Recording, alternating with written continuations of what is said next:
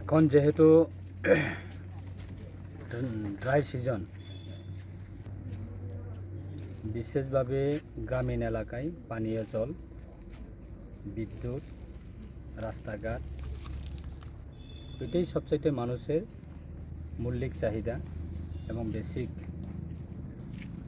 এটা ইম্পর্টেন্ট প্রত্যেক গ্রামীণ এলাকায়।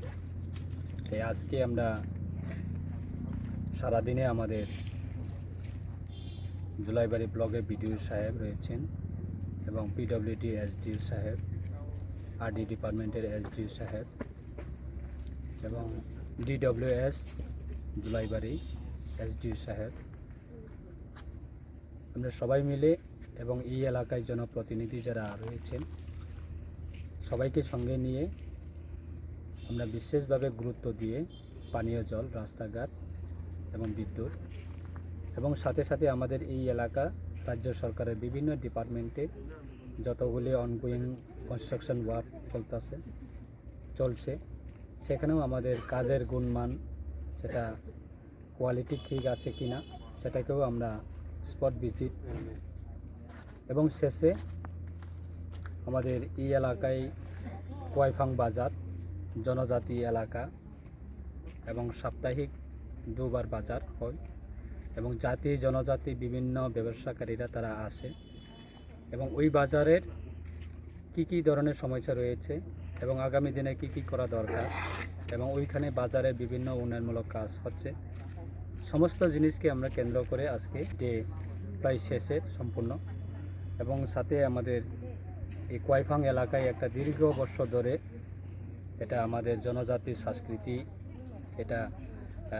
ট্র্যাডিশনাল যে আমাদের উৎসব, যেটা প্রত্যেক বছরে ফেব্রুয়ারি 15 তারিখে হয়। এই আগামী 15 তারিখে এই মেলা আবার পুনরায় 19তম শিব মন্দির, শিব পূজা এবং শিব উৎসব সেটা হবে। তাই আমাদের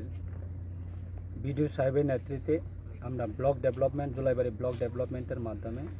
ওই পূজাতে কেন্দ্র করে আমরা কি ধরনের সাহায্য করা যায় তাদের আবেদনে, মেলা কমিটি যারা আছেন তাদের আবেদনে আমরা এসেছি এবং আমরা কথাবার্তা বলেছি যে এই বছরে তাদের পূজা করার ক্ষেত্রে, উৎসব করার ক্ষেত্রে আমরা যত সম্ভব আমরা তাদেরকে সহযোগিতা করব ব্লক জুলাইবাড়ি আরডি ব্লকের মাধ্যমে।